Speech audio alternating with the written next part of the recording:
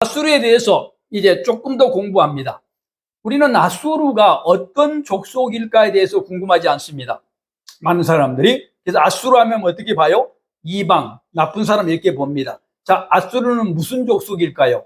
자, 노아의 아들이 셈과 함과 야벳이었습니다. 이것은 굉장히 중요한 구분이고요. 바벨탑 사건, 창세기 11장을 통해서 세 지역으로 나눠주죠. 크게는. 그래서 셈족, 함족, 야벳 족속으로 나눠져서 전 세계에 퍼지게 됩니다. 근데 이 아수르 족속은 어디 족속일까요? 셈족일까요? 함족일까요? 야벳 족속일까요? 놀랍게도 셈족입니다. 셈족은 어디하고 똑같아요? 이스라엘과 똑같고 아브라함과 똑같고 족장들과 똑같은 족속입니다. 어디를 통해서 알 수 있어요? 창세기 10장 22절입니다. 노아의 아들 셈 자손으로 엘람, 아수르, 아르박삿, 누드, 아람. 여기 아수르가 나와요. 이 아수르는 무슨 족? 셈족이었다는 말이죠. 셈족이어서 원래는 상인 집단이었습니다. 장사를 하는 집단이었는데 그 당시 시대적으로 군사력을 갖지 않으면 살 수 없기 때문에 군사 강대국이 된 나라입니다. 이 나라의 특징이 뭘까요? 특징은 전쟁과 정복의 체조가 된 나라입니다. 그래서 아까도 말씀드렸지만 주위 사람들을 매우 괴롭히는 그러한 사람들이고 포갑적인 사람들이었습니다. 이들은 신이 있었는데 신이 뭐냐면 아슈르입니다. 아슈르가 어딜까요? 아수르의 도시 이름이죠. 도시 이름이 신이에요. 그러다 보니까 어떻게 돼요? 다른 데는 태양신, 나무신 이렇게 대상 형상이 있잖아요. 그렇죠? 형상이 없는 데가 어디죠? 기독교는 형상이 없잖아요. 영적인 영신이기 때문에 성부, 성자, 성령의 어떤 모양이 없지 않습니까? 그런 여기도 마찬가지 아슈르라는 신은 형상이 없습니다. 도시화에 대한 어떻게 보면 정신입니다. 아수르 정신을 수호신으로 믿게 되는 것이죠. 그래서 형상이 없는 고대 신 중에서 형상이 없는 신을 믿은 그러한 나라가 아수르라는 것이죠. 그래서 아수르라는 이 나라는 아슈르 신, 정신, 어때 우리로 말하면 철학이죠. 우리 같으면 유교 이런 철학이죠. 이런 큰 종교적 철학을 가지고 발전을 시킵니다. 그래서 인구도 디그다필레셋 3세라든가 사르곤 2세 때에 엄청난 발전을 이루게 되고요. 그리고 사네립과 아슈르 바니팔, 아까 말씀드렸죠. 이때에 니느웨로 천도하면서 신도시를 만들면서 굉장히 발전을 시키는, 그래서 인구가 엄청나게 늘어나게 됩니다. 자, 왜 아수르가 인구가 늘어났을까요? 그 자체에 많은 사람을 출생한 것도 있었겠지만 아까 뭐라 그랬어요? 아수르 정책이 이주 정책. 그래서 아수르는 총 450만 명을 외국 사람들을 데리고 들어옵니다. 놀랍죠? 이민정이 450만 명을 아수르로 들어오기 때문에 아수르가 강대국이 된 것이죠. 왜 이렇게 데리고 들어왔을까요? 여러 가지 이유가 있겠죠? 자, 나라를 정복했습니다. 압박해서. 정복하면 다시 저항할 수 있어요.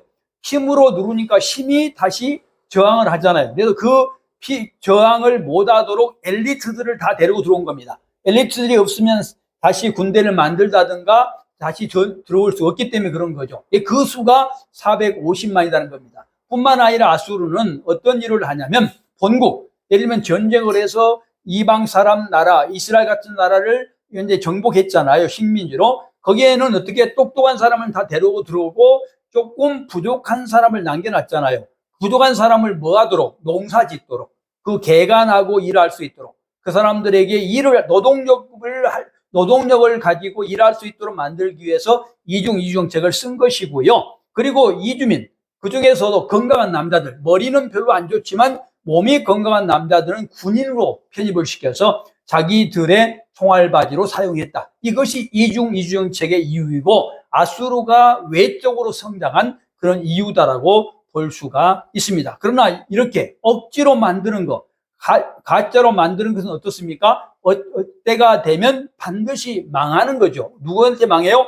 메대와 바벨론에게 망해서 612년경에 완전히 멸망하게 되는 그러한 일이 벌어집니다. 절대로 멸망하지 않을 머리를 써서 450만을 데려왔는데 사실은 그것이 문제가 되어져서 멸망할 수밖에 없겠다는 것입니다. 자, 아수르는 이렇게 강대국이 되는데 어떤 산업이 있었을까요? 군수 산업을 매우 발전시켰겠죠. 아수르는 그 당시에 철기 문화, 다른 지역보다 100년이 앞선 철기 문화를 가지고 전차를 제작하고 공성병기를 제작한, 오늘 같으면 북한 같은 그러한 군수 산업에 최선을 다했습니다. 농업도 그 아수르 지역이 매우 초승달 지역이기 때문에 굉장히 농업도 발전을 해서 그걸 가지고 식량을 수급하는 데 지장이 없었습니다. 교육과 조공을 많이 받아서 발전을 시켰습니다. 그런데 어땠다고요? 이들이 발전시킨 것은 아까 말씀드린 대로 강제 이주 정책을 썼고, 그래서 속주 시스템을 썼습니다. 속주가 뭐죠? 그 한 나라를 정복하고 자기 주로, 우리 같으면 도 밑에 시로, 고양시 또는 무슨 뭐 대전시, 부산시 이렇게 시로 편입을 시켜서 다스리게 되는, 그 다스리다 보니까 뭐가 필요했겠어요? 도로가 필요했겠죠. 그 도로망을 정비하고 역참대를 정비해서 중앙 집권 통치를 했습니다. 뿐만 아니라 이들은 아까 말씀드린 대로 철기 문화가 매우 발전을 했었잖아요. 철기를, 그러니까 문화가 굉장히 발전한 거죠. 얼마나 고생했겠어요. 식민 백성들이, 똑똑한 사람들이 와서 그 문화를 이루기 위해서는.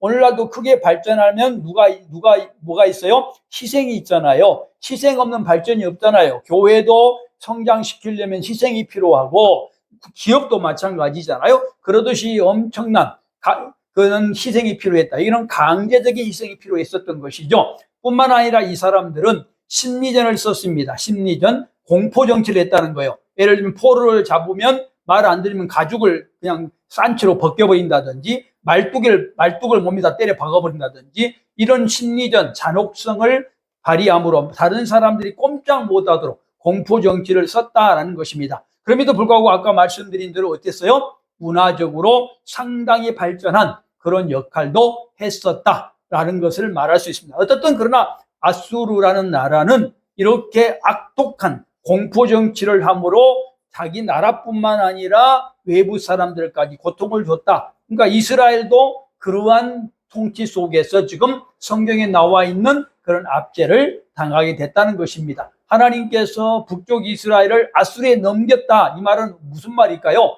엄청난 고통을 당했다. 상당히 많은 사람들은 잡혀가서 산채로 가죽이 벗겨지거나 몸에 말뚝이 박히는 일이 있었다는 것을 우리가 알 수가 있는 것이죠.